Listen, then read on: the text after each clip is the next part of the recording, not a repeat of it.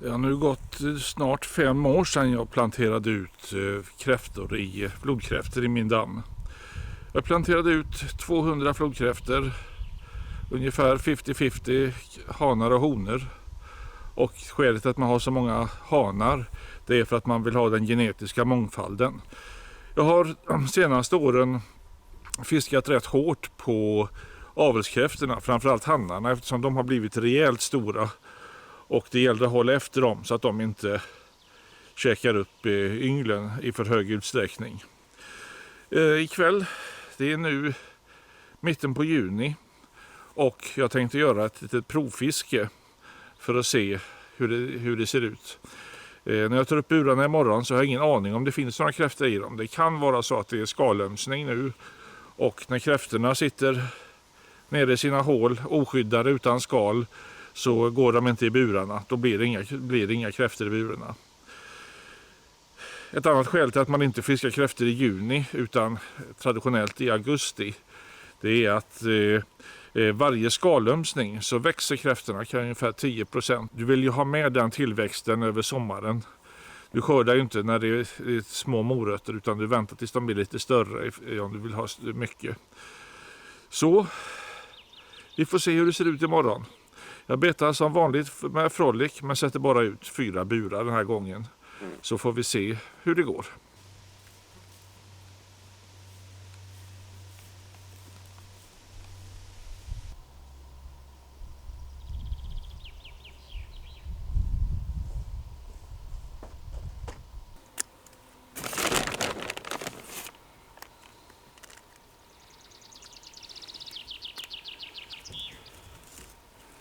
Skälet till betesburarna, det är för att det ska bli lite svårare för kräftorna att komma åt betet, så de håller sig längre i burarna.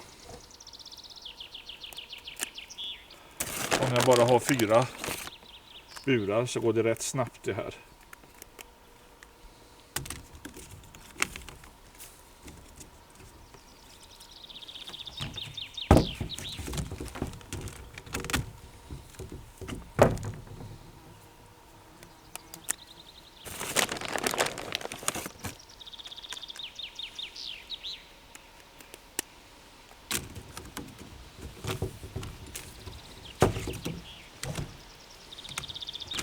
Fem burar hade jag tydligen. Då lägger jag lite löst i alla fall i den här buren, så får vi se om det blir någonting. Orkar jag inte gå ut och hämta extra burar. Frolic färsk oxe. Det var någon som frågade vilken sort det var.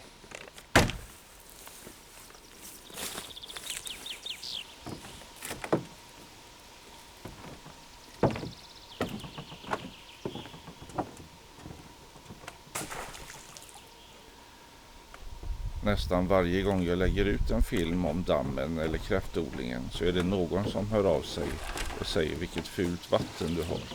Jag är fullt medveten om detta, men det är så att har du en damm naturlig botten, i det här fallet lerbotten som tätar den utan dammduk, och kräftor som gräver hål i den här botten, så kommer du att ha en gyttgikt vatten. Jag har förlikat mig med tanken.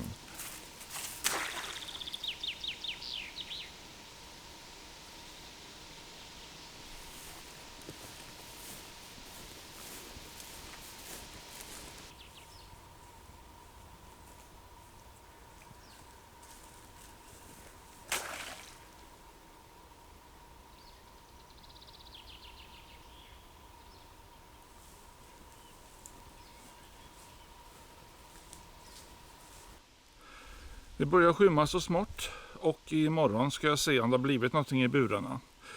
Förhoppningsvis blir det kräftor lite olika storlekar, och det ska bli spännande att se av de som är födda i dammen om de har kommit upp i ätstorlek.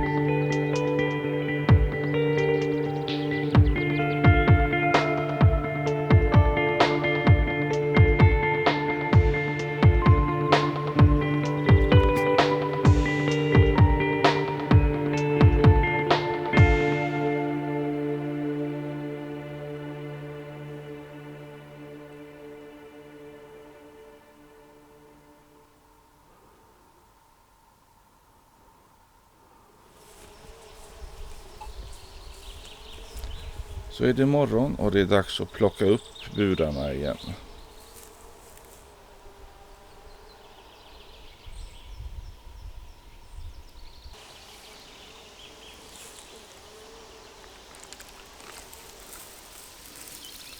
Första buren, bara 2 små kräftor. Det kan vara så att de större kräftorna skalömsar. Det är lite olika tid på de stora och de små.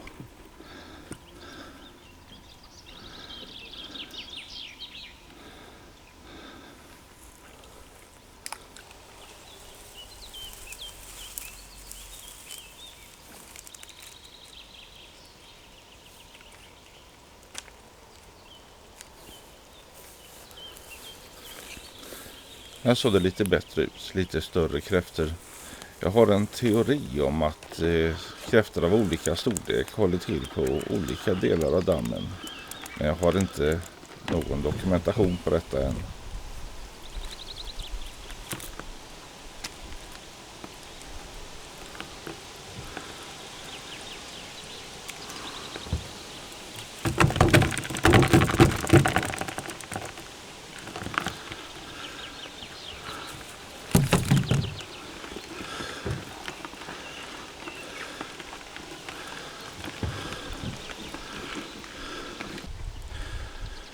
Det finns flera detaljer som skiljer flodkräftan från signalkräftan. Men om du erbjuds flodkräftor och du är lite osäker så kan jag visa några av dem. Här har vi en flodkräfta. För det första så har flodkräftan ingen ljus punkt utan snarare en liten röd punkt i tumvecket. Men det är inte säkert att man kan se det när kräftan är kokt.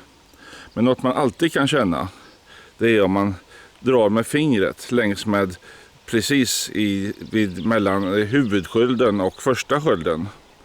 Då har flodkräftan taggar. Precis här så finns det taggar. Det har inte signalkräftan. En annan sätt det är att titta på klorna. Signalkräftan har oftast bredare klor och dessutom så har den inte, det kanske är svårt att se om man inte gör en jämförelse. Flodkräftan har taggigare klor än signalkräftan.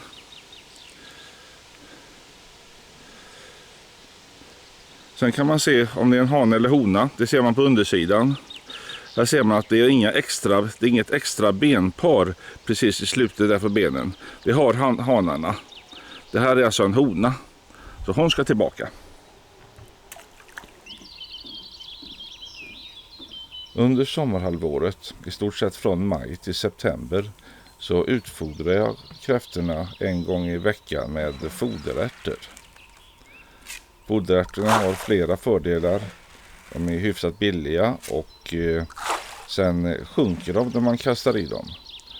Och när de börjar bli dåliga efter ett tag så ligger de inte kvar och försämrar vattenkvaliteten, utan de flyter upp och flyter in till stranden och där kommer det fåglar som käkar upp dem. Så det är inget problem med övergödning i vattnet på grund av matningen. Dessutom har foderärtor hyfsat hög proteinhalt, vilket är bra för kräftorna. Guldfiskarna gillar dem också.